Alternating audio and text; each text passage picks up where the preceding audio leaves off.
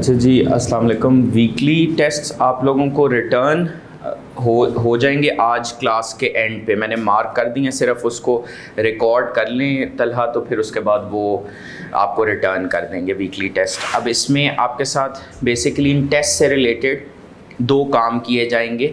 Number 1 तो इस test के ऊपर जिस तरह एग्जामिनर कमेंट्स होते हैं वो आपको मिलेंगे, मतलब टेस्ट जो चेक की है, और इस आपके हर टेस्ट को बेसिकली 2 लोग चेक कर रहे हैं। पहले जिस तरह तलहा है उन्होंने चेक की है लेकिन मार्क्स नहीं असाइन की है, फिर उसको मैंने रीचेक की है कि और जहाँ पर कोई अगर एडिशनल मिस्टेक्स थी वो उसमें हाईलाइट की हैं या कोई चीज़ करेक्ट थी उसको बताया है, और प्लस मैंने मार्क्स ऐड किए हैं कि किस क्वेश्चन में कितने मार्क्स बनते हैं, क्योंकि मार्क्स वाली जजमेंट जो है ना वो बेहतर मैं अप्लाई कर सकता हूँ बीइंग अ लेक्चरर, और क्योंकि एक एक्सपीरियंस है तो वो ज़्यादा बेहतर तरीके से मैं उसको कर सकता हूँ। तो एक तो आपको वो टेस्ट मिल जाएंगे, प्लस ये टेस्ट जो आपको चेक होके मिलेंगे ना, ये वैसे इसके ऊपर कमेंट्स भी आपको दिख रहे होंगे, ठीक है। तो वो कमेंट्स जो हैं वो कंस्ट्रक्टिव गाइडेंस है कि आपने क्या चीज़ें अवॉइड करनी हैं। दूसरी चीज़, हमारे हर टेस्ट की डीब्रीफिंग हुआ करेगी ऑन अ वीकली बेसिस, मतलब जो टेस्ट मंडे को हुआ, ये टेस्ट मंडे को हुआ था ना, तो इसकी डीब्रीफिंग कब होगी? सैटरडे की क्लास में, ठीक है। सैटरडे की क्लास में हमारी इसकी डीब्रीफिंग होगी। अच्छा, दूसरी चीज़, क्योंकि एक क्वेरी थी मेरे पास ग्रुप में, तो इस ग्रुप में नहीं बल्कि डायरेक्ट मैसेज में, उसको मैं आंसर कर दूं। मेरे पास एक क्वेश्चन आया था कि जी ये जो आम तौर पर हमारी क्लासेस होती हैं सीए में, वो जो लॉन्ग क्लासेस होती हैं वो स्केड्यूल की जाती हैं towards the end of the session, तो ये आप अर्ली क्यों रख रहे हैं? सवाल क्लियर है? ये क्वेश्चन था। इसमें पॉइंट नंबर 1, आपको लेक्चर 1 याद है? हमने उसमें ये चीज़ एग्री की थी कि हमारी सैटरडे को एक लॉन्ग क्लास होगी, आपको कम्युनिकेट किया था। दूसरी चीज़ सर, प्लानिंग इसी चीज़ का नाम है। वो जो long classes towards the end of the session हो रही होती हैं ना, वो पुअर प्लानिंग का रिजल्ट होती हैं, क्योंकि कोर्स हाथ से आउट ऑफ कंट्रोल हो चुका होता है। आपको भी आइडिया, आप लोगों को भी मेरे ख्याल में बड़ा अच्छे तरीके से आइडिया होता है कि उस टाइम क्लासेस क्यों हो रही होते हैं। ये तो नॉर्मल कोर्स ऑफ बिजनेस में स्केड्यूल्ड हैं क्लासेस, मतलब पहले ही पता है कि हम इस टाइम में करेंगे तो हम कोर्स को कंप्लीट कर सकेंगे। क्योंकि सर एक चीज़ याद रखें, मैंने सिर्फ आपको कोर्स कंप्लीट नहीं करवाना, अगर करवाने वाले इस कोर्स को, ऑडिट के कोर्स को घुमाना मेरे ख्याल में शायद दुनिया का आसान तरीन काम है। ये कोर्स 2 महीने में भी करवाने वाले या 3 महीने में भी ख़त्म करा देते हैं, लेकिन जो एक तो अंडरस्टैंडिंग है वो नहीं उस तरह से डेवलप होती, दूसरा जो आपके कॉन्सेप्ट्स हैं वो नहीं बनते, प्लस प्रैक्टिस जो है ना, और मैं ये कुएं के मेंढक वाली प्रैक्टिस नहीं कराऊंगा आपको कि बस आई कैप तक रिस्ट्रिक्ट कर दिया। मैं लेटली बल्कि सुन रहा कि वो जो हमारी प्रैक्टिस है उससे भी लोगों को एतराज़ है कि हो हाय ये जो है वो ACCA के क्वेश्चंस करा रहे हैं CA के स्टूडेंट्स को, वो तो फ़र्क हैं, ये तो फ़र्क हैं। तो सर ट्रस्ट मी, मैंने दोनों क्वालिफ़िकेशंस की हुई हैं, मैं आपको वही क्वेश्चंस कराऊँगा जो आपसे रेलिवेंट हैं। ऑफ कोर्स ये सारी जो इस तरह की बातें होती हैं ना, ये सिर्फ इसलिए की जाती हैं क्योंकि कुछ और लोग अब मेहनत करने के लिए तो तैयार नहीं हैं, वो मेहनत करने के लिए नहीं तैयार, लेकिन वो कहते हैं ये जो आप मेहनत कर रही हैं इनको किस तरह हम ज़रा नीचे खींचें। तो आपने नकालों से भी होशियार रहना है और आपने इस तरह की चीज़ पे कान नहीं धरने। मैं जितना एग्ज़ाम फोकस्ड हूँ, मैं आपको एक लाइन भी फालतू नहीं पढ़ाऊँगा, आपको मैं कुछ ऐसी चीज़ें पढ़ाऊंगा जो आई कैप की स्टडी टेक्स्ट में नहीं है, लेकिन आपने पढ़नी है। अभी ये पिछली अटेम्प्ट में जो मैंने फीडबैक सबमिट की है आई कैप को, 2 क्वेश्चंस ऐसे हैं जो कि अगर इसी तरह फिर चलना है कि स्टडी टेक्स्ट, तो 2 क्वेश्चंस ऐसे हैं जो स्टडी टेक्स्ट में नहीं है। 2 क्वेश्चंस इस पेपर में, ये जो अभी पिछली अटेम्प्ट हुई है, वो तो स्टडी टेक्स्ट में डिस्कस नहीं हुए वे। इवन के उसमें से एक क्वेश्चन तो ऐसा है कि वो एक्सप्लिसिटली सिलेबस में लिखा हुआ है कि वो नहीं है। टेस्ट हो गया। अच्छा, क्या मेरी बुक में वो चीज़ शामिल थी? शामिल थी। कैसे की? रिस्क असेसमेंट, जजमेंट, पता था कि ये टेस्ट हो सकता है, बुक में नहीं था। हालांकि अब जब से ये स्कीम्स नई स्कीम 21 वाली या 13 वाली आई थी, तो उसमें एक रूल ये था कि भाई स्टडी टैक्स के अंदर आएंगे, लेकिन हो गया ना काम उससे बाहर। तो आपको इस तरीके से प्रेपरेशन कराई जा रही है कि कोई एक्स्ट्रा चीज़ आ भी जाए तो आप उसको भी हैंडल कर सकें। बात थोड़ी सी समझ में आ रही है? तो आपने जिस चीज़ का इम्पॉर्टेंट चीज़ है, मैं 2 चीज़ों के ऊपर बड़ा कॉन्शियस होता हूँ। अगर ट्रस्ट करें तो पूरे तरीके से करें, फिर कोई डाउट्स नहीं होने चाहिए, क्योंकि अदरवाइज़ ये जो 2 कश्तियों का सवार स्टूडेंट होता है ना, वो बहुत ज़्यादा सफ़र करता है कि मैं बुक जो है वो बुक आपको जो यहाँ पर बुक दी जाएगी ना, मैं आपको एक हाई लेवल ऑफ एश्योरेंस दे रहा हूँ, इंशाल्लाह ताला मार्केट में वैसी बुक अवेलेबल नहीं है। अच्छा, उसमें कोई, मैं ये नहीं कह रहा कि मैंने कोई कमाल की है, हाँ उसमें मेहनत ज़्यादा हुई है। मेहनत कैसे ज़्यादा हुई? देखें, बनी हुई बुक में से बुक बनाना जो आम तौर पर फॉर्मूला यूज़ किया गया वो इजी है, लेकिन मैंने सिलेबस सामने रखे है, स्टडी टेक्स्ट सामने रखे है, और स्टैंडर्ड्स जो ओरिजिनल स्टैंडर्ड्स, ओरिजिनल कानून है वो सामने रखे है, और उसकी बेसिस पे जो ओरिजिनल स्टैंडर्ड्स हैं वहाँ से देखा कि भाई क्या कंटेंट है जो आपके सिलेबस में है, और उसको पार किया, उस कोशिश की उस लैंग्वेज में या क्लोजेस्ट लैंग्वेज में पार किया जाए जो स्टैंडर्ड की लैंग्वेज है, क्योंकि बहुत बार लैंग्वेज बदलते हुए मीनिंग बदल जाता है। बात समझ में आ रही है? तो इस हवाले से आप लोगों को इंशाल्लाह ताला कोई इशू नहीं आएगा। कल की क्लास से किसी का कोई क्वेश्चन, कोई कंफ्यूजन? जी, नेचर ऑफ ऑडिट प्रोसीजर्स, तो हम नेचर ऑफ ऑडिट प्रोसीजर्स क्यों कह रहे हैं? ये मैंने रिकमेंडेशन है क्योंकि हमने कहा कि ये सैंपल की बेसिस पे हैं एक उधर यूनिवर्सिटी। जी जी। तो फिर उसमें पॉइंट 4 में भी ये बता दिया कि सैंपल ऑडिट प्रोसीजर सैंपल की बेस पे होते हैं। सैम्पलिंग तो एक रीज़न उसने अलग से बताया। नेचर ऑफ ऑडिट प्रोसीजर्स में उसने एक ग्लोबल बात ये की कि जो भी ऑडिट प्रोसीजर्स ऑडिटर करता है उसमें एक डिपेंडेंसी किस पे है? मैनेजमेंट पे, कि इंफॉर्मेशन मैनेजमेंट ने प्रोवाइड करनी है, तो हो सकता है कि मैनेजमेंट कंप्लीट इंफॉर्मेशन ना प्रोवाइड करे। और ऑडिट प्रोसीजर्स की खसलत वो वाली नहीं है जो पावर्स एफबीआर के पास हैं कि रिकॉर्ड्स ही सीज कर लो। उनसे कहो कि आप ये जो रिकॉर्ड्स इधर पड़े हुए आप चले जाएं, हम खुद रिकॉर्ड ढूंढेंगे। उस तरह की सर्च एंड सीज की पावर्स जो रेगुलेटर्स के पास होती हैं, वो वाली पावर्स नहीं है ऑडिटर के पास। तो ऑडिटर की एक रिस्ट्रिक्शन या लिमिटेशन आ जाती है कि वो उसी इंफॉर्मेशन की बेसिस पर एविडेंस गैदर करता है जो इंफॉर्मेशन मैनेजमेंट ने उसको प्रोवाइड की है। तो सर, अगर आप एज ऑडिटर जाते हैं ऑडिट करने, तो अगर आप क्लाइंट से कोई मांग रहे हैं एविडेंस, को नहीं दे रहे, तो फिर आप क्या करते हैं? हाँ, अब अगर क्लाइंट से एविडेंस नहीं मांग रहा, स्टाफ है, सपोज जूनियर स्टाफ है, तो शिकायत लगाएंगे उसकी सीनियर मैनेजमेंट को। मैनेजमेंट भी कान नहीं धर रही तो शिकायत लगाएंगे। मैनेजमेंट से ऊपर कौन है? Board of directors. याद है वो ऑर्गेनाइजेशनल स्ट्रक्चर जो दिखा रहा था? मैनेजमेंट थी, मैनेजमेंट से ऊपर board of directors. Board of directors को शिकायत लगाएंगे, वो भी नहीं कान धर रहे, और आप कहते हैं कि मेरे पास कोई तरीका नहीं है कि मैं इस मामले पर साई ऑब्टेन कर, Sai sufficient appropriate audit evidence obtain कर सकूं, कोई और तरीका नहीं है। मैनेजमेंट रिस्ट्रिक्शन इंपोज कर रही है, ये हकीकी दुनिया की बात बता रहा हूं, और स्टैंडर्ड्स में इसकी प्रोविजन थी, आप उस ऑडिट से क्विट कर जाएं। इसको कहते हैं विड्रॉल। अगर विड्रॉल पॉसिबल नहीं है, प्रैक्टिकेबल नहीं है, हम देखेंगे कि कब पॉसिबल नहीं होता, कब प्रैक्टिकेबल नहीं होता आगे जाकर। अगर पॉसिबल प्रैक्टिकेबल नहीं है तो फिर अगर डिपेंडिंग ऑन द सिचुएशन आप मेरे ख्याल में अपने ओपिनियन को बदलेंगे।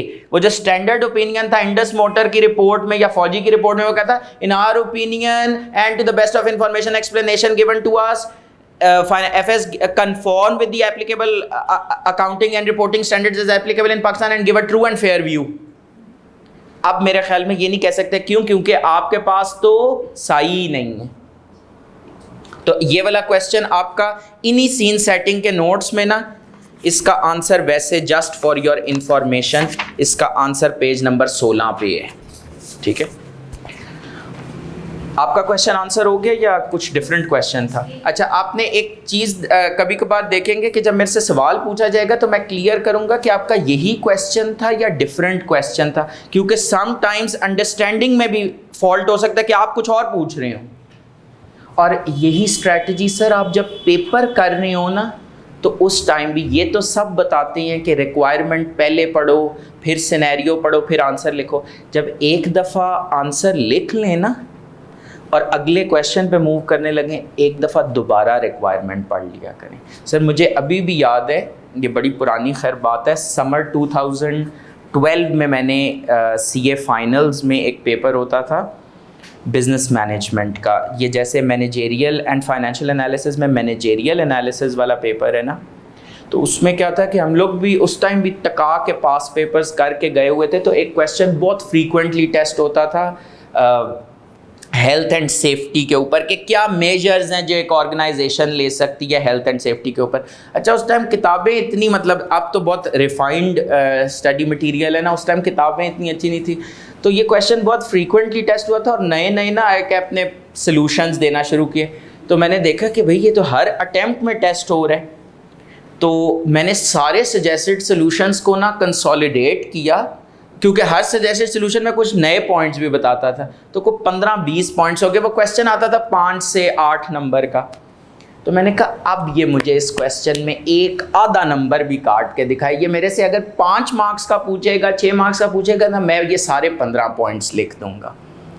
ये एक प्री सेट माइंड सेट से मैं गया, ये हम सब करते हैं। अच्छा, मैं एक प्री सेट माइंड सेट से गया। अच्छा, जब पेपर में गए ना, अल्लाह की करनी ऐसे एक सवाल पढ़ा और वो वाकई ना हेल्थ एंड सेफ्टी से मिलता जुलता सवाल लगा। कैसे सिनेरियो में था कि जी आपका प्लांट जो है वो कुछ दूर दराज इलाके में है, तो उधर एक चीफ सिक्योरिटी ऑफिसर अपॉइंट किया है, तो आप बताएं क्या सिक्योरिटी मेजर्स वो लेगा, क्या सिक्योरिटी मेजर्स वो लेगा। अब दिमाग पे हावी क्या हुआ है? Health and safety. सिक्योरिटी एक चीज़ होती है, हेल्थ एंड सेफ्टी दूसरी चीज़ होती है। अच्छा, और सिक्योरिटी के ऊपर किताब में कुछ खास था भी नहीं, सिक्योरिटी मेजर्स को नहीं टच किया हुआ था बुक में। अच्छा है, अब हावी हुआ था ना पास पेपर्स कर करके। और दूसरा मैंने 15 देखा, 15 पॉइंट्स छाप दिए।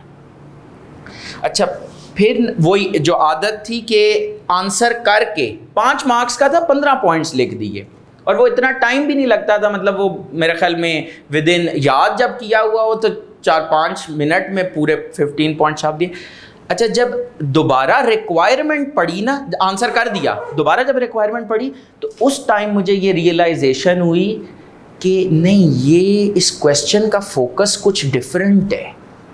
ये तो बात करे प्लांट दूर दराज इलाके में है, सिक्योरिटी के मसले हो सकते हैं, तो सिक्योरिटी के मसलों के लिए तो सिक्योरिटी इक्विपमेंट और सिक्योरिटी मेजर्स ज़्यादा इंपॉर्टेंट होंगे। बात फ़र्क समझ में आ रहा है? अच्छा, वो जब मैंने देखा, अब दिल को मनाना भी बड़ा मुश्किल होता है पेपर में कि, और इतनी मेहनत की, सारे याद किए हुए थे, बट सर जो याद किया होता है उससे ज़्यादा इंपॉर्टेंट क्या चीज़ है, उसने पूछा क्या है। मैंने उस सारे आंसर को क्रॉस आउट कर दिया और अल्लाह का नाम लेके सिक्योरिटी मेजर्स लिख दिए। अच्छा, जब पेपर से बाहर निकला, देखे तो आपको पता है ना, कुछ लोगों की गंदी आदत होती है पेपर डिस्कस करने की। तो वहाँ पे वो डिस्कस कर रहे थे। अच्छा, मेरा शायद वो पेपर भी आखिरी था, पेपर भी आखिरी था। तो उस टाइम पर ये डिस्कशन हो रही थी, तो उन्होंने कहा यार, स्टूडेंट्स आपस में कह रहे ये फिट क्वेश्चन था ना, ये तो कई बार आया हुआ है। तो ये हेल्थ एंड सेफ्टी का था, सारे स्टूडेंट्स का ना कंसेंसस कि हेल्थ एंड सेफ्टी का। एक अच्छा ना, अब मेरा दिल बैठा, मैंने कहा भाई ये क्या हो गया, लेकिन मेरा दिल ना माने। एक ना स्टूडेंट निकला, मेरा बैचमेट था, उससे मैंने उसने ना पास पेपर्स नहीं किए हुए थे, उससे मैंने पूछा, मैंने कहा इस क्वेश्चन का तुमने क्या आंसर लिखा है। वो भी मतलब मेरी तरह ACCA पहले उसने किया हुआ था, तो उसने पास पेपर्स नहीं किए हुए थे। उसने कहा नहीं, इसमें तो ये मेजर्स लिखने थे सिक्योरिटी से रिलेटेड, क्योंकि उसने पास पेपर्स नहीं किए हुए थे। इसका ये मतलब नहीं है पास पेपर्स नहीं करने, उसे पास पेपर्स नहीं किए हुए थे, तो उसने कहा कि ये तो सिक्योरिटी के। वहाँ से मुझे कॉन्फर्मेशन मिली और वहाँ पर कुछ डिस्कशन हो रही थी। मैंने कहा देख लेना, जब इसकी एग्जामिनर कमेंट्स आएंगे ना, उसमें लिखा हुआ होगा उसमें लिखा हुआ होगा कि ज़्यादातर स्टूडेंट्स ने इसको कंफ्यूज किया हेल्थ एंड सेफ्टी से, और सर यकीन करें देखूंगा, अगर एग्जामिनर रिपोर्ट पढ़ी हो आपको दिखा भी दूंगा, यही लिखा हुआ था। तो आपने रिक्वायरमेंट को समझने की, मैंने कहा एक इम्पॉर्टेंट मैसेज आपको दे दूं कि रिक्वायरमेंट क्यों इम्पॉर्टेंट है। और किसी का कोई क्वेश्चन? कोई क्वेश्चन नहीं है। अच्छा जी, हम लोग बेसिकली कॉन्सेप्ट पढ़ रहे थे ऑडिट रिस्क का। ये ऑडिट रिस्क का वर्ड हमने सबसे पहले सुना कहां पे? इनहेरेंट लिमिटेशंस ऑफ ऑडिट में वो जुमला जरा याद दिलाते हैं, बड़ा प्यारा जुमला था। The auditor is not expected to, और एक्सपेक्ट करते हो तो करते रहो, he can not reduce audit risk to zero. इसीलिए तो एब्सोल्यूट एश्योरेंस नहीं दे पाता, इसीलिए तो रीजनेबल एश्योरेंस होती है। तो अब यहां पर दिल ने कहा कि भाई ऑडिट रिस्क पढ़ लेते हैं, पहले समझ तो लें ऑडिट रिस्क क्या है, लेकिन मजबूरी क्या थी कि जब तक इंटरनल कंट्रोल्स नहीं समझेंगे, जब तक एसर्शंस नहीं समझेंगे, तब तक ऑडिट रिस्क का कॉन्सेप्ट नहीं समझ में आएगा। तो internal control, sir Hasan, internal control नाम तो सुना होगा। वो पॉलिसीज और प्रोसीजर्स जो मैनेजमेंट डिजाइन करती है और इम्प्लीमेंट करती है ताकि रिलायबल फाइनेंशियल रिपोर्टिंग हो सके। क्या बात है, ताकि रिलायबल फाइनेंशियल रिपोर्टिंग हो सके, ताकि एफिशिएंट इफेक्टिव ऑपरेशंस हो सकें, ताकि कानून की पासदारी हो सके। कानून की पासदारी मतलब कानून की कंप्लायंस हो सके, कानून को फॉलो किया जाए, ठीक है। वो तमाम पॉलिसीज प्रोसीजर्स, उनको क्या कहते हैं? Internal controls. अच्छा, इधर ज़रा इधर से रेकनसाइल करवा देता हूँ, और आपका क्वेश्चन याद है मुझे और आपका भी। पॉलिसी प्रोसीजर आप लोगों ने देख लिया होगा कि क्वेश्चन मुझे किस हद तक याद रहता है, उसका आपके पास कल के ग्रुप में सफिशिएंट अप्रोप्रिएट ऑडिट एविडेंस भी है। आया तो नहीं था पेपर में ये 15 दिन वाला क्वेश्चन डिविडेंड की पेमेंट का कंपनी लॉ में? सर वो मैंने पढ़ा था, लेकिन सर मैं आपको बताऊं जो हमारी पुरानी बुक्स थी नहीं लिखा होगा तो ये। अच्छा, मैं इधर से मैं आप लोगों को ये एक चीज़ मैं आपको, अच्छा नहीं, ये मैं एक चीज़ आप लोगों को इंटरेस्टिंग, ये आप 100% बात, मुझे 100% यकीन है उसमें लिखा होगा, क्योंकि ये क्वेरी जो है ना वो मैंने फेसबुक पे भी देखी थी। जब कंपनी लॉ का पेपर था ना, उससे पहले ये क्वेरी चल रही थी कि जी ये 10 डेज हैं या कितने डेज हैं, किसी बुक में कुछ लिखा हुआ है, किसी बुक में, ये मैंने वहाँ पे भी क्वेरी देखी थी। जनरल बात पूछ रही हूँ कि जो रिवाइज बुक होती है, न्यू एडिशन होती है आईकेप की बुक, उसी को फॉलो करना चाहिए ना? मैं इसमें आपको एक एक्चुअल, देखें हवाई बात तो आपको पता लग गया होगा, मैं करता नहीं हूँ, एक्चुअल एग्जांपल देता हूँ। Autumn 2021 question number 2 part A Kaif 8 का ऑडिट के पेपर का, उसमें एक क्वेश्चन आया था कंपनी लॉ से रिलेटेड। आपके ऑडिट के कोर्स में भी ना कंपनी लॉ का एक पोर्शन शामिल है, शायद मैंने पहले भी जिक्र आपसे किया था। कंपनी लॉ का एक पोर्शन शामिल है ऑडिट के कोर्स में। एक सवाल आया, अच्छा अब अभी पिछली बुक में भी, पिछली स्कीम में भी और अभी भी जो बुक अवेलेबल है उसमें जो उसका आंसर है ना वो ठीक नहीं है, जो बात उधर लिखी हुई है वो गलत है। और क्योंकि जो दूसरी बुक्स हैं वो भी क्योंकि शौकिया बनी हैं बुक से ही, तो उसमें भी वही गलती है। सोर्स में जो गलती होगी वो कॉपी करने वाले भी तो वही गलती करेंगे ना, क्योंकि नकल के लिए भी अकल की ज़रूरत होती है, वो गलती हो गई। अच्छा, अब ये आपका क्वेश्चन आंसर होने लगे। मैंने उसके ऊपर ना एक वीडियो डाली, वो कॉन्सेप्ट एक्सप्लेन किया। तो एक जाहिर है, फिर आपको पता है ना हसद और जलन का मादा, तो एक आया नहीं ये तो देखे ना कि ये तो बुक में लिखा हुआ ही नहीं है, ये तो कैफ के सिलेबस में ही इंक्लूडेड नहीं है। मैंने कहा आ जाओ इधर।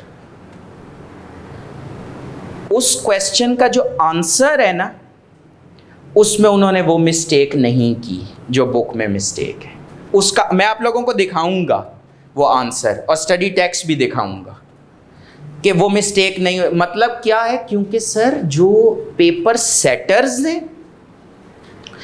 जो पेपर सजेस्टेड सॉल्यूशंस बनाने वालों का मुझे एग्जैक्ट आइडिया नहीं है, लेकिन पेपर सेटर्स का मुझे बहुत अच्छे तरीके से आइडिया है कि paper setters full time teachers कभी नहीं होते, क्योंकि फुल टाइम टीचर का कभी भी वो एक्सपोजर नहीं हो सकता जो एक प्रैक्टिकल एक्सपीरियंस वाले बंदे के।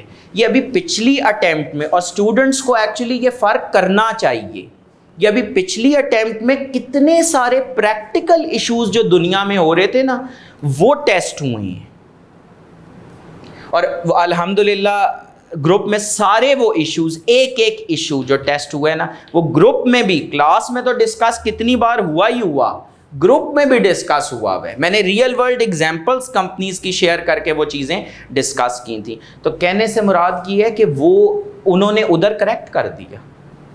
अब वो मार्किंग प्रोसेस में आयमान श्योर के वो कुछ क्रेडिट देते होंगे कि ये बुक में गलत है, क्योंकि आमतौर पर जो पेपर चेक भी कर रहा होता है ना, वो कहते हैं सही क्या है, मतलब he would be less concern with what's there in the textbook. तो इस वजह से मैं स्टूडेंट्स को कहता हूँ कि जो ऑथेंटिक स्टडी मटेरियल है ना, वो बड़ा मैटर करता है, ठीक है। तो इसलिए जहाँ पर, और मेरी भी बुक में अगर आपको कहीं पर इनकंसिस्टेंसी जब नज़र आए ना कि जी ये सर की बुक में लिखा हुआ है, ये ICAP के स्टडी टेक्स्ट में लिखा हुआ है, अगर कोई स्टूडेंट जो है वो दोनों को फॉलो कर रहे हैं, तो आपने मुझे बताना है। आप मुझे कहें कि नहीं सर, ये आपकी बुक में ये बात लिखी है, स्टडी टेक्स्ट में ये बात लिखी है, दोनों में से कौन सी ठीक है। और यकीन करें अगर मेरी बुक में गलत लिखी होगी, मैं आपके सामने रखूँगा, मैं खुद नहीं उसका फैसला करूँगा, मैं आपके सामने रखूँगा ओरिजिनल स्टैंडर्ड या ओरिजिनल कानून। अब ये जो कानून मैंने आपके साथ शेयर किया, इसके ऊपर क्या लिखा हुआ, government of Pakistan, securities and exchange commission of Pakistan, मतलब जो ओरिजिनल जिन्होंने ये कानून बनाया है। तो मैं आपके सामने वो रखूँगा कि जी इसको देख लें, और ICAP जो चेक कर रहा होता है वो भी बेसिकली उस ओरिजिनल बेसिस पे, ओरिजिनल जो कानून है या स्टैंडर्ड है उसकी बेसिस पे चेक कर रहे होते हैं। आई एम सॉरी, उसमें करेक्शन उनको भेजी है। इस दफ़ा चांस मिला है तो करेक्शंस, ऑल्दो फीडबैक पेपर पे था लेकिन एक जनरल सेक्शन भी था, तो वहाँ पर करेक्शंस उनको भेज दिए हैं कि ये बुक में मसले हैं तो इनको रेक्टिफाई कर लें। बाकी अब ऑफ कोर्स आपको पता है ना, उसकी वो जाने उसे पासे वफा था कि ना था, उसकी वो जाने उसे पासे वफा था कि ना था, तुम फराज अपनी तरफ से तो निभाते जाते। तो इस शेर में फराज मैं था, मैंने अपना काम कर दिया, मैंने बता दिया उन्हें कि भाई ये मसले हैं जी। और किसी का कोई क्वेश्चन? अच्छा, इंटरनल कंट्रोल में अब ज़रा पेज नंबर 5 पे आ जाएं, सीन सेटिंग नोट्स के। Policy procedure designed, implemented and maintained by management, TCWG, other personnel to provide reasonable assurance about achievement of the following objectives: reliable financial reporting, efficiency and effectiveness of operations, compliance with laws and regulations। वापस आएं, policy procedure designed, implemented and maintained। CCTV camera खरीदना या decision लेना कि हमें CCTV camera लगाना है, design of control. एक अच्छा CCTV कैमरा जिसमें इतने डेज की फॉर एग्जांपल रिकॉर्डिंग हो, ये क्या है, ये डिज़ाइन ऑफ कंट्रोल है। ये बंदा इसकी फुटेज को मॉनिटर करेगा। इम्प्लीमेंटेशन, उसको एंटिटी में इंस्टॉल कर देना, और मेंटेन करने से मुराद है कि अगर ख़राब हो जाए तो ठीक भी करवा लें। मेंटेन करने से मुराद है ख़राब हो जाए तो ठीक भी करा लें। तो design, implement and maintain policies procedures. उनसे क्या मिलेगा? इन पॉलिसीज प्रोसीजर से गारंटी नहीं मिलेगी कि FS में कोई मटेरियल मिसस्टेटमेंट ना हो। कैसे पता लगा गारंटी नहीं मिलेगी? क्योंकि रीजनेबल एश्योरेंस है। क्योंकि रीजनेबल एश्योरेंस है मतलब एक हाई लेवल ऑफ एश्योरेंस है। रीजनेबल एश्योरेंस ऑडिट में क्यों थी? उसका प्रिंसिपल रीजन क्या था? Inherent limitations of audit. Inherent limitations of audit. तो इंटरनल कंट्रोल्स की भी इसका मतलब है कुछ इनहेरेंट लिमिटेशंस होंगी। इन पॉलिसीज प्रोसीजर्स की भी कुछ इनहेरेंट लिमिटेशंस होंगी, इनकी भी कुछ इनहेरेंट लिमिटेशंस होंगी, जिसकी वजह से ये सिर्फ रीजनेबल एश्योरेंस तो दे सकते हैं कि एफएस में एमएम ना हो, लेकिन गारंटी ये भी नहीं दे सकते। आपके ख्याल में क्या रीजन हो सकता है? सॉरी, एस्टिमेशन मतलब जजमेंट का एलिमेंट इन पॉलिसीज प्रोसीजर्स को अप्लाई करने में भी जजमेंट का एलिमेंट इन्वॉल्व है। Very good. कंट्रोल्स उस हिसाब से डेवलप ही नहीं होते। अच्छा, ह्यूमन एरर, आपने कंट्रोल बनाया हुआ है, एक पॉलिसी बनाई हुई है, एक प्रोसीजर बनाया हुआ है कि जी बैंक रेकन्सिलिएशन मंथली बेसिस पर बनेंगी, उसको बनाने में एरर हो सकते हैं। आप लोग जब अकाउंटिंग में मैनेजमेंट की साइड पे होते थे, आप बैंक रेकन्सिलिएशन स्टेटमेंट बनाते थे, कभी आपने गलत बनाई थी? हैं? बहुत बार। तो ये क्या हुआ? एरर हो गया ना। तो ह्यूमन एरर की पॉसिबिलिटी नहीं आप एलिमिनेट कर सकते। फिर समटाइम्स कंट्रोल क्या बनाया जाता है, जिस तरह मैंने आपको एग्जांपल दी थी, आप मेडिकल स्टोर पे जाएं, जो पर्सन आपको मेडिसिन हैंड ओवर कर रहे हैं वो आपसे पैसे नहीं लेगा, पैसे के लिए वो आपको रूट करेगा टू द काउंटर। इसको कहते हैं सेग्रीगेशन ऑफ ड्यूटीज। क्या कहते हैं इसको? Segregation of duties. ये सेग्रीगेशन ऑफ ड्यूटीज ही है ना कि मैं आपको कैफ 8 का पेपर पढ़ा रहा हूँ, लेकिन मैं ना तो पेपर सेटर हो सकता हूँ ना मैं पेपर चेक कर सकता हूँ। बात समझ में आ रही है ना? मैं कोई भी टीचर जो ये सब्जेक्ट पढ़ा रहा हो वो उसका पेपर नहीं सेट कर सकता। ये क्या? ये सेग्रीगेशन ऑफ ड्यूटीज़ है। अच्छा, अब यही वाली एग्जांपल जो मेडिकल स्टोर वाली के मेडिसिन एक पर्सन हैंड ओवर कर रहा है, दूसरा पर्सन कैश आपसे रिसीव कर रहा है। अगर ये क्यों फ़र्क किया गया कि जिस पर्सन ने मेडिसिन आपको हैंड ओवर की उसी ने कैश रिसीव करके अपनी जेब में ना डाल ले? यही इसी रिस्क को ओवरकम करने के लिए सेग्रीगेशन ऑफ ड्यूटीज़ लाए हमने। आगे ये concept again segregation of duties का हर जगह पर अप्लाई होगा, तो हम दोबारा भी पढ़ेंगे। ये प्रिंसिपल ऑब्जेक्टिव है। अब यहाँ पर प्रॉब्लम क्या आएगा कि अगर ये दोनों लोग क्या कर लें? कॉल्यूड कर जाएं। ये दोनों लोग कॉल्यूड कर जाएं। कॉल्यूड का क्या मतलब होता है? मिली भगत, कि भाई तुम्हारा भी फायदा है मेरा भी फायदा है। ये जो कैश है ये कंपनी के रिकॉर्ड्स में नहीं एंटर होनी चाहिए। ये जो अभी 5 कस्टमर्स जो परचेजिंग करके गए हैं, ये हम आपस में 50-50% शेयर कर लेते। अब कंट्रोल बनाया हुआ था, सेग्रीगेशन ऑफ ड्यूटीज कंपनी ने अपनी तरफ से की, लेकिन क्या हुआ? कॉल्यूजन की वजह से। किसकी वजह से? इसका तोड़ क्या है? कॉल्यूजन।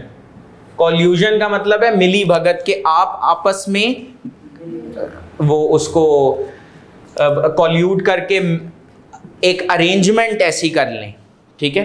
फिर कंट्रोल्स का एक और भी प्रॉब्लम क्या है कि ये रूटीन ट्रांजैक्शंस के लिए तो पॉलिसीज प्रोसीजर्स बनाए जा सकते हैं, नॉन रूटीन ट्रांजैक्शंस के लिए ये पॉलिसीज प्रोसीजर्स नहीं अवेलेबल होते। रूटीन ट्रांजैक्शंस के लिए तो बनाए जा सकते हैं, non routine. For example first time एक शेयर बेस्ड पेमेंट की जा रही है, या फर्स्ट टाइम एक कोई इंपेयरमेंट लॉस की रिकॉर्डिंग की जा रही है, पहले कभी की नहीं एंटिटी ने, तो उसके कोई कंट्रोल्स, कोई पॉलिसीज प्रोसीजर्स इस एरिया में शायद ना हो।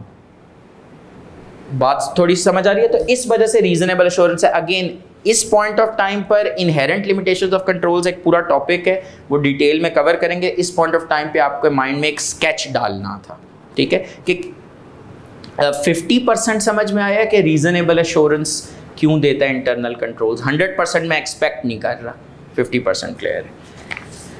Example of control activities: security guard, CCTV camera, cash kept under lock and की, पासवर्ड। ये जो पासवर्ड हमने लगाया होता है सिस्टम पे, ये भी एक इंटरनल कंट्रोल ही है।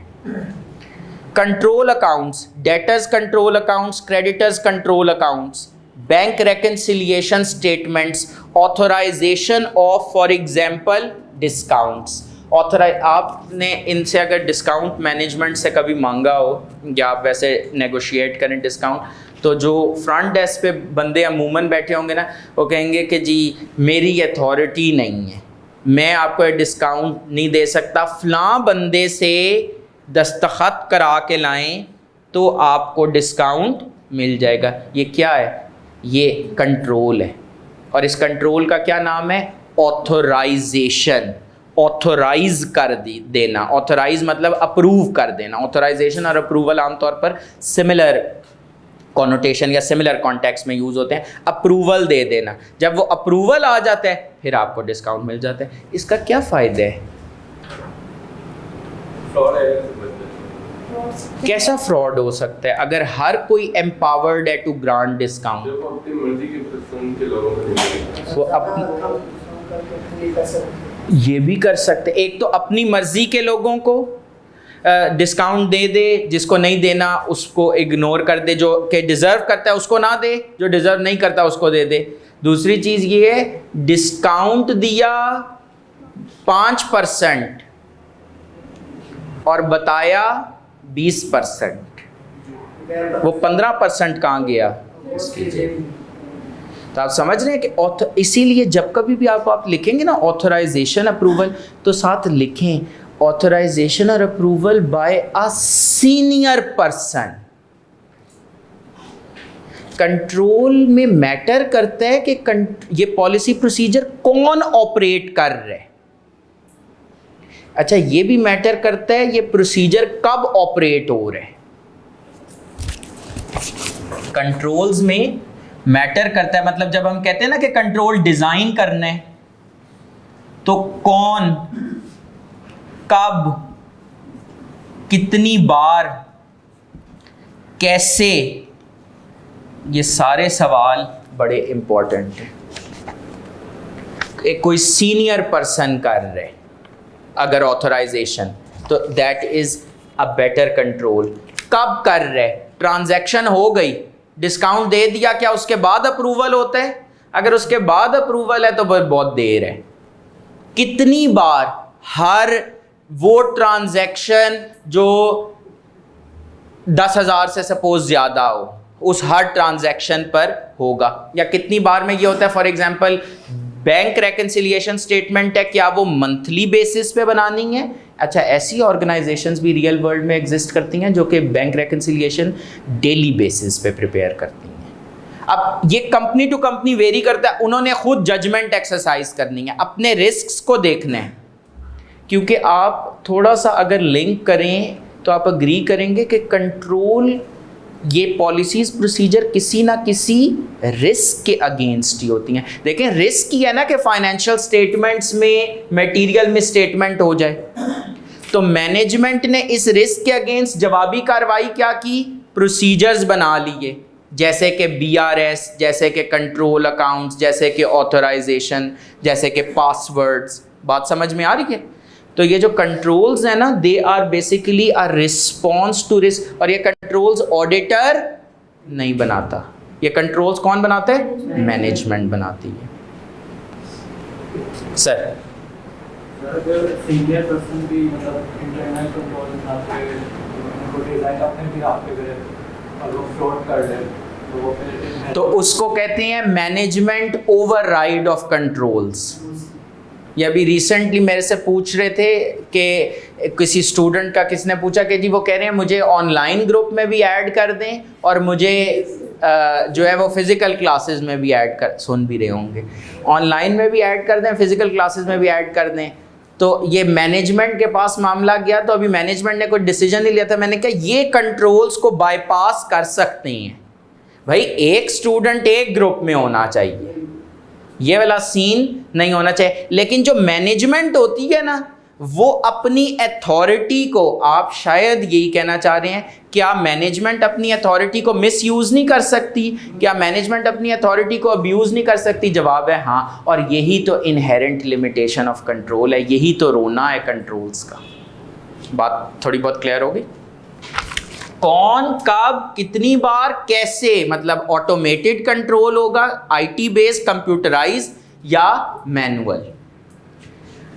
अच्छा सर, इसके बाद हमारे पास आई होप सो कि आपको इंटरनल कंट्रोल्स का एक स्केच, जो पहली मेरे ख्याल में दूसरी क्लास में हमने इंटरनल कंट्रोल्स का कॉन्सेप्ट लेक्चर 2 में पढ़ा था, लेक्चर 8 में थोड़ा सा कॉन्सेप्ट आगे गया या रिवर्स हो गया, थोड़ा सा आगे गया। बस ये थोड़ा थोड़ा करके ही आगे लेके जाना है, एक गो में प्रेशर ताकि ना ज़्यादा हो, तो आपने थोड़ा थोड़ा इसको समझ कर चलना है। ये कौन कब कितनी बार कैसे, ये बेशक नोट कर लें अपने पास, ये एक इम्पॉर्टेंट कॉन्सेप्ट है। अच्छा जी, अब जो कॉन्सेप्ट आने लगे ना, उसके लिए मैंने आपसे प्लीज़ करके एक दरख्वास्त की थी। अल्लाह ताला को हाजिर नाजिर जान के बताएं, कितने लोगों ने वो लाल डब्बे के अंदर जो टेक्स्ट था वो नहीं पढ़ा?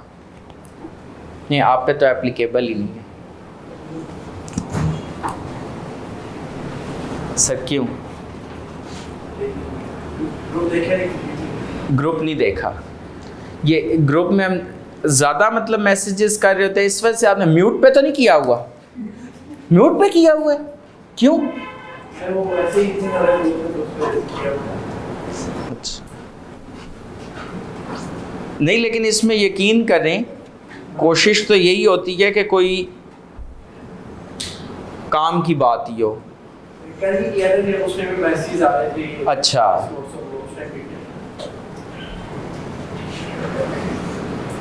चले सर, आइंदा हम लोग वो जो कंसर्न लोग हैं वो मोहतात रहेंगे, लेकिन आपने एक दफ़ा हमें छोड़ देना, एक दफ़ा माफ़ी इनको दे दें।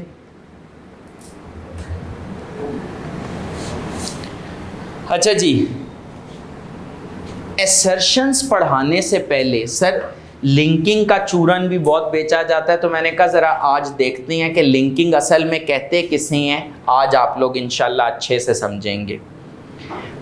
आपको नज़र आ रहा है इधर लाल डब्बे में स्टेटमेंट ऑफ कंप्लायंस, ये जो सफ़ा है ये किस डॉक्यूमेंट से निकाला है?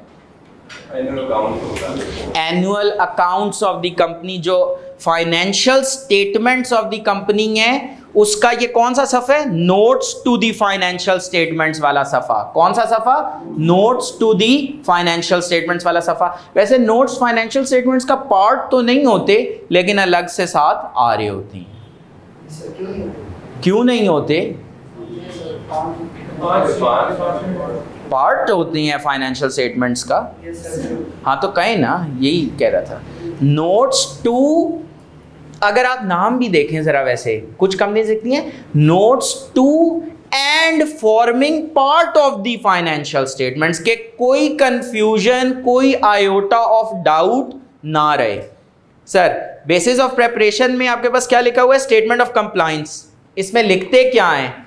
ये कौन लिख रहा है? इसका ऑथर कौन है? मैनेजमेंट। मैनेजमेंट कह रही है These FS have been prepared in accordance with accounting and reporting standards as applicable in Pakistan। और ये मैनेजमेंट की जिम्मेदारी भी है ना।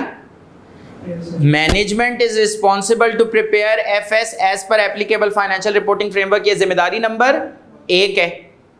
The accounting and reporting standards as applicable in Pakistan comprise of IFRS issued by the ISB as notified under the Companies Act and provisions of and directives issued under the Companies Act 2017, where the provisions of and directives issued under the Companies Act 2017 differ from IFRS standards. The provisions of and directives issued under the Companies Act 2017 have been followed।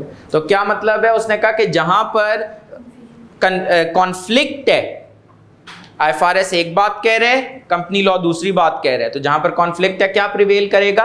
Company law prevail करेगा। Though lately the conflicts have been substantively reduced, बहुत limited areas हैं conflict के, अब इतने ज़्यादा कोई conflicts रहे नहीं हैं। अच्छा, तो बात क्या हुई? मैनेजमेंट ने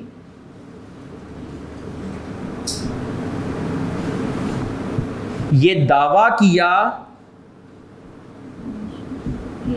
कि हमने financial statements as per applicable financial reporting framework बनाई हैं।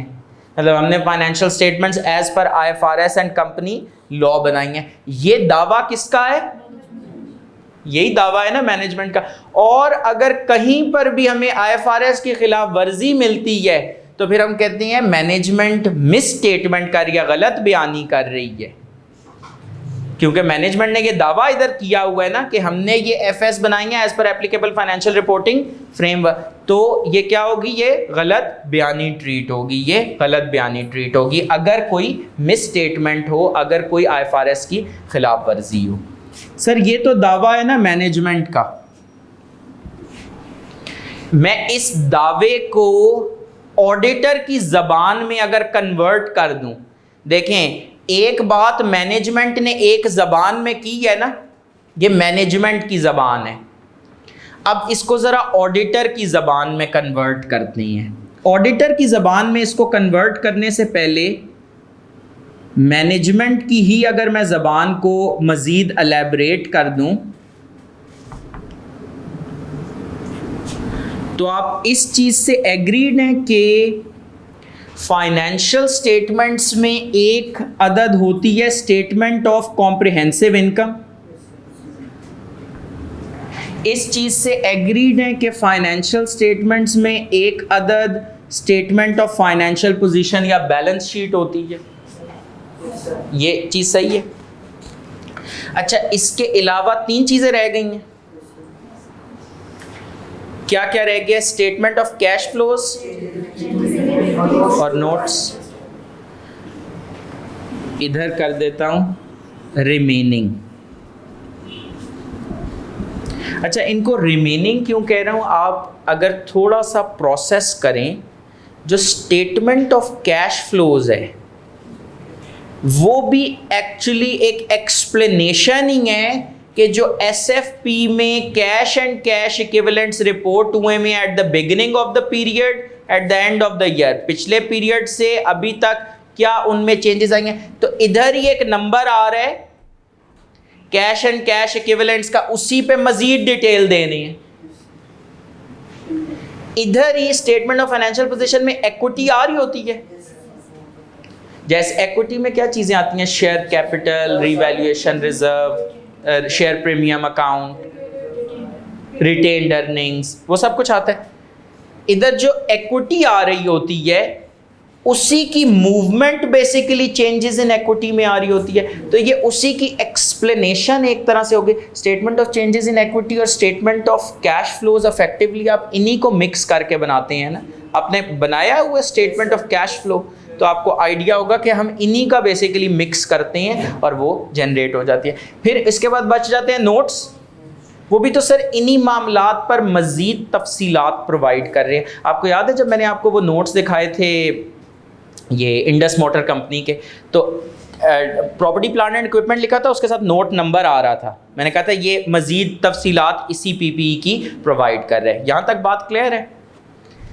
ये अभी तक किसकी ज़बान चल रही है? मैनेजमेंट की। और मैनेजमेंट क्या कह रही है कि ये एप्लीकेबल फाइनेंशियल रिपोर्टिंग फ्रेमवर्क के मुताबिक हैं, या ये कह दूं आप लोगों की इजाज़त से कि ये जो है, क्या मैं कह सकता हूं कि ये वो कह रही है कि ये एप्लीकेबल फाइनेंशियल रिपोर्टिंग फ्रेमवर्क के मुताबिक है, क्योंकि FS is equal to SOCI plus SFP plus those remaining 3 things. नहीं समझ आ रही? अच्छा, अब आ जाते हैं ऑडिटर की जबान पे। किसकी जबान पे? ऑडिटर की लैंग्वेज। ये जिसको मैनेजमेंट की जबान में एसओसीआई के लाइन आइटम्स कहा जाता है, मतलब for example revenue is a SOCI line item. Revenue की लाइन जो है वो स्टेटमेंट ऑफ कॉम्प्रिहेंसिव इनकम में आ रही होती है ना, रिसीवेबल्स की लाइन जो है वो स्टेटमेंट ऑफ कॉम्प्रिहेंसिव इनकम में नहीं आ रही होती, तो वो स्टेटमेंट ऑफ फाइनेंशियल पोजीशन का लाइन आइटम है। यहां तक बात सही है? ये जिसको मैनेजमेंट एसओसीआई का लाइन आइटम कहती है ना, ऑडिटर की जबान में ये क्या है? अब ऑडिटर की जबान शुरू हो गया है। जो ब्लू है ना, ये किसकी जबान है? ऑडिटर की। Class of transactions, class of transactions. ठीक हो गई बात? सिर्फ जबान का फर्क है।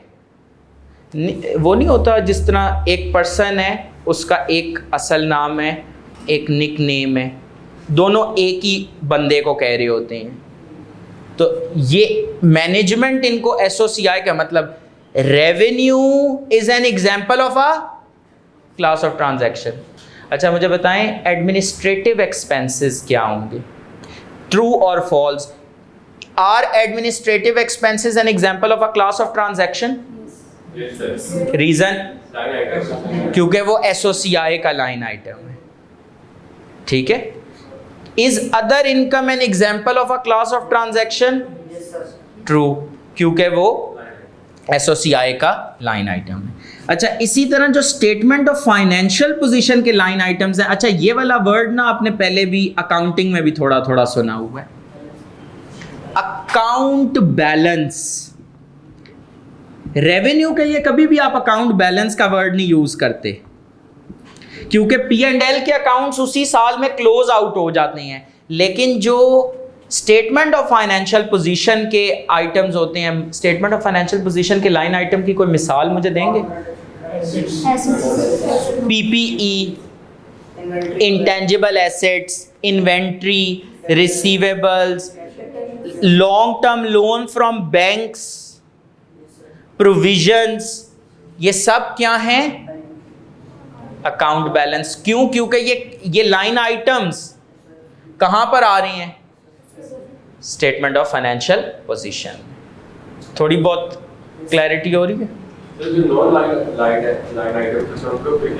हाँ, अब ये और ये तो कवर हो गए, पीछे आपके पास क्या रह गया? रिमेनिंग। रिमेनिंग सब जो है ना वो आप किस में कवर करते हैं? उसके लिए क्या वर्ड दिया गया है? डिस्क्लोजर्स। क्या वर्ड दिया गया है? डिस्क्लोजर्स। और आप अग्री करेंगे, अभी हमने नेक्सस भी क्रिएट किया ना, नेक्सस मतलब लिंक भी क्रिएट किया ना, रिमेनिंग का भी इसके साथ भी लिंक क्रिएट किया था और इसके साथ भी लिंक क्रिएट किया था। तो सर डिस्क्लोजर्स भी इसके साथ भी लिंक्ड है, इसके साथ भी लिंक्ड है। मसलन क्या रेवेन्यू का कोई डिस्क्लोजर आ रहा होता है फाइनेंशियल स्टेटमेंट्स में? बिल्कुल आ रहा होता है। क्या पीपीई का कोई डिस्क्लोजर आ रहा होता है? बिल्कुल आ रहा होता है। तो जब स्टैंडर्ड सेटर ने इसको किया क्या कि उसने लिखते हुए ना कंबाइन किया class of transactions and related disclosures, account balance and related disclosures. ये बात समझ में आ रही है कि उसने इनको क्लब भी कर दिया। अच्छा इसके अलावा कुछ अदर डिस्क्लोजर्स भी होते हैं, लेकिन वो क्योंकि एक्सप्लिसिटली आपकी टेक्स्ट बुक में भी कवर्ड नहीं है, सिलेबस डॉक्यूमेंट में भी नहीं है, तो हम उस झंझट में नहीं जा रहे। आपने क्या समझा? Class of transactions and related disclosures, account balance और उससे मुंसलिक, उनसे रिलेटेड डिस्क्लोजर्स। यहां तक बात समझ में आ रही है? Sir receivable is an example of a class of transaction, true और false? Trade receivable class of transaction होगा ना? नहीं, क्यों? क्योंकि वो फाइनेंशियल पोजीशन में आते हैं। लेकिन long term loans class of transaction treat हो सकते हैं? नहीं, वो भी नहीं, क्योंकि वो स्टेटमेंट ऑफ फाइनेंशियल पोजीशन में आते हैं। Current tax expense class of transaction में आ जाएगा क्योंकि वो P&L का आइटम है। प्रोविजन फॉर टैक्सेशन जो आपका क्लोजिंग बैलेंस होता है वो अकाउंट बैलेंस में आ जाएगा। यहां तक बात थोड़ी बहुत समझ में आ रही है? अच्छा ये क्या हुआ? क्या है अभी हुआ? क्या है कि मैनेजमेंट की जबान को ऑडिटर की जबान में कन्वर्ट कर दिया है। वैसे पढ़ क्या रहे थे हम? पढ़ना क्या चाह रहे थे? assertions, assertions। अब इस पे assertions का assert करने का मतलब क्या होता है? वो होता है persuade करना, हाँ, क्लेम करना, दावा करना। assert करने का मतलब क्या है? क्लेम करना, दावा नहीं लिखा नहीं जाएगा सही, दावा करना, क्लेम करना। वैसे खैर आप लोगों को भी पता तो नहीं होगा, वो रिकॉर्डिंग भी हो रही है ना। हाँ ये यूं यूं माशाल्लाह, अल्लाह ताला अच्छी बुरी नज़र से बचाए। दावा, एसर्ट का मतलब क्लेम करना, दावा करना। क्या आपको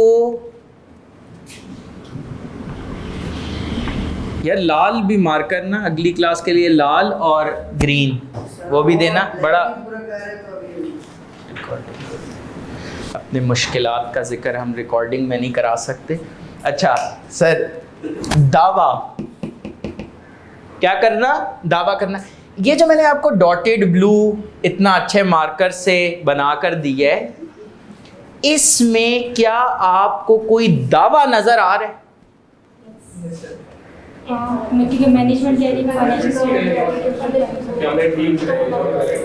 जो बनाई है ठीक बनाई है।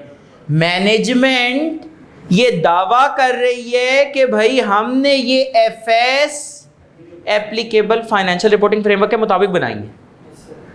मैनेजमेंट ये दावा कर रही है कि हमने ये financial statements applicable financial reporting framework के मुताबिक बनाई हैं। अब ज़रा वो अश्योरेंस इंगेजमेंट वाले डब्बे याद करें। ऑडिटर ने यही एविडेंस लेना होता है ना कि क्या ये दावा ठीक है या नहीं, क्या ये दावा ठीक है या नहीं। तो जब मैनेजमेंट ने ये दावा किया कि हमने ये financial statements applicable financial reporting framework के मुताबिक बनाई हैं, तो इन अदर वर्ड्स मैनेजमेंट ये दावा कर रही है कि हमने एसओसीआई, एसएफपी और वो सारे remaining items as per applicable financial reporting framework बनाए हैं। मैनेजमेंट ये दावा कर रही है कि इसके अंदर जो रेवेन्यू है वो as per applicable financial reporting framework है, इसके अंदर जो कॉस्ट ऑफ सेल्स हैं वो एज पर आईएफआरएस हैं, इसके अंदर जो अदर एक्सपेंसेस हैं वो एज पर आईएफआरएस हैं, इसमें जो अकाउंट बैलेंसेस जो वो हैं, रिसीवेबल्स हैं, पेएबल्स हैं, पीपीई है, वो सारे एज पर आईएफआरएस है। इसमें जो डिस्क्लोजर्स हैं, जो कैश फ्लो है, जो चेंजेस इन इक्विटी है, जो एडिशनल डिस्क्लोजर्स हैं, वो सारे एज पर आईएफआरएस हैं। यही दावा कर रही है ना मैनेजमेंट, ठीक है। ऑडिटर ने एविडेंस हासिल करना होता है। अगर वो वाला डायग्राम जल्दी से रिकॉल करें, management, FS applicable financial reporting framework, auditor, साई अश्योरेंस रिपोर्ट और इंटेंडेड यूजर्स। मैनेजमेंट की जिम्मेदारी है एफएस बनाना as per applicable financial reporting framework. Auditor की जिम्मेदारी है sufficient appropriate audit evidence obtain करना कि ये FS as per applicable financial reporting framework बनी या नहीं, और इसके ऊपर रिपोर्ट देना टू द इंटेंडेड यूजर्स। यही वाली बात है ना। तो ऑडिटर ने इसी दावे को क्या करना है? कंफर्म करना है, वेरीफाई करना है कि ये दावा दुरुस्त है या गलत। उसके लिए ना ऑडिटर ने कहा कि इसको एक तरफ रखें, लेकिन मैं इसको ना ज़रा अपनी ज़बान में पहले कन्वर्ट कर लूँ। जैसे नहीं होता, हम क्वेश्चन पहले पढ़ते हैं, फिर हम उसको अपनी ज़बान में कन्वर्ट करते हैं, अपने दिमाग के मुताबिक ट्यून करते हैं कि अब मैं समझ लूँ क्वेश्चन, फिर मैं इसको अपने हिसाब से आंसर करूँगा। पहले उर्दू में सोचते हैं, फिर इंग्लिश में लिखते हैं, होता है ना। सेम टू सेम वही वाली बात है। ऑडिटर ने कहा अच्छा ठीक है, मतलब इधर जो कुछ आ रहा है वो क्लास ऑफ ट्रांजैक्शन है, इधर जो कुछ आ रहा है अकाउंट बैलेंस है, रिमेनिंग डिस्क्लोजर है। मुझे सिर्फ, अब मैं क्लास इधर कंक्लूड करने लगा हूँ, मुझे सिर्फ इस चीज़ का जवाब दे दें, ये जो क्लास ऑफ ट्रांजैक्शंस है क्या ये कोई दावा है? ये कोई दावा नहीं है। रेवेन्यू इज नॉट अ दावा, क्योंकि अगर ये दावा है तो मतलब रेवेन्यू इज नॉट अ दावा। रेवेन्यू के बारे में कुछ दावे होंगे, और मैनेजमेंट की जबान में वो दावा बड़ा आसान है कि it is in as per IFRS, as per the applicable financial reporting framework. Auditor ना इस दावे के टुकड़े टुकड़े कर देते हैं।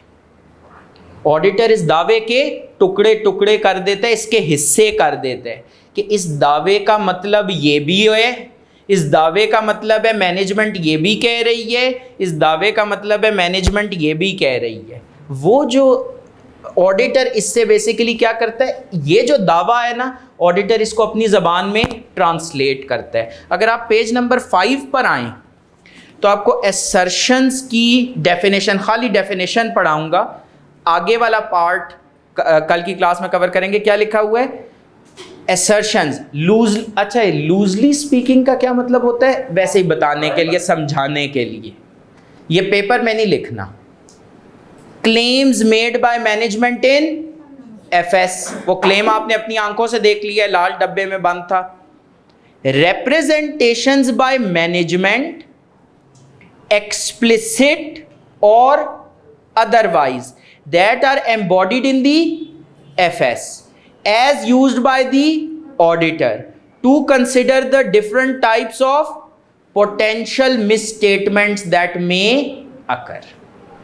बात क्या है, ये काफ़ी हैवी डेफिनेशन है, कॉन्सेप्ट कुछ भी नहीं है। रिप्रेजेंटेशंस बाय मैनेजमेंट, रिप्रेजेंटेशन मतलब क्लेम, दावा, बाय मैनेजमेंट।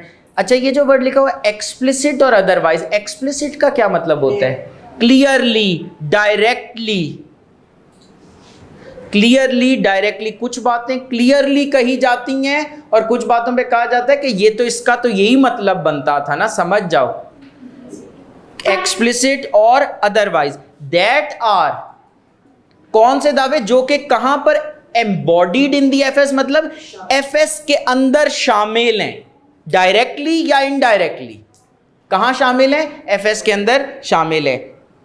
और उन्हीं दावों को ऑडिटर यूज करता है टू कंसिडर कि क्या क्या मिसस्टेटमेंट्स पॉसिबली हो सकती हैं, कि क्या क्या मिसस्टेटमेंट्स पॉसिबली हो सकती हैं। मतलब जब मैनेजमेंट ने कहा ना कि रेवेन्यू एज पर IFRS है, तो ऑडिटर ने सोचा कि क्या क्या हो सकता है कि ये रेवेन्यू, क्या क्या रीजंस हो सकती हैं कि ये रेवेन्यू एज पर IFRS ना हो। उसका स्केप्टिसिज्म भी जागेगा और उसको एक, जिसको कहते हैं ना, एक फ्रेमवर्क मिल गया कि इस डायरेक्शन पे सोचना है। वो जो दावे हैं ना, वो आपको अगर पेज नंबर 5 में ये इसके बाद नीचे डब्बा नजर आ रहा है, assertions about class of transactions, events and related disclosures, account balances and related disclosures, SFP line items। यहां तक तो बात हमने कवर कर ली है, इसके नीचे वाली लाइंस नहीं पढ़ी। अच्छा, may I make a humble request, again request ही कर सकते हैं। देखें, ऑर्डर वाला तो दौर गया। आप लोग तो झूठे मुंह भी नहीं कहते, नहीं नहीं सर कोई बात नहीं, आप घबराएं नहीं, बता दें, बता दूं, डरते डरते कह रहा हूँ लेकिन कह देता हूँ। मेरे ख्याल में पेज नंबर 6 और 7 पे ना इन असर्शंस की डेफिनेशंस लिखी हुई हैं। ऐसा नहीं है कि मैं नहीं पढ़ाऊँगा, लेकिन एक मोदबाना गुजारिश है कि अगर आप एक दफ़ा इसको टाइम निकाल के पढ़ लें। बाकी आप लोग रोज का जो मैं पढ़ा रहा हूँ वो पढ़ तो नहीं रहे साथ साथ, क्यों? अच्छा, पढ़ ली, ठीक है, वेरी गुड। ठीक है जी, तो कौन से पेजेस पढ़ के आने हैं? पेज नंबर 6 और 7, ये आपने पढ़ के आने हैं। सर जी, ऑडिटर रीजनेबल एश्योरेंस देगा on the basis of site, बिल्कुल सही। शेयर होल्डर, तो सर वो उसका दावा होगा कि मैंने इस एविडेंस के मुताबिक ऑडिट की, वो उसकी राय हो। दावा जो है ना वो जरा स्केल अप हो जाता है, वो उसकी राय हो based on the evidence of, इसलिए वो कहता है इन आवर ओपिनियन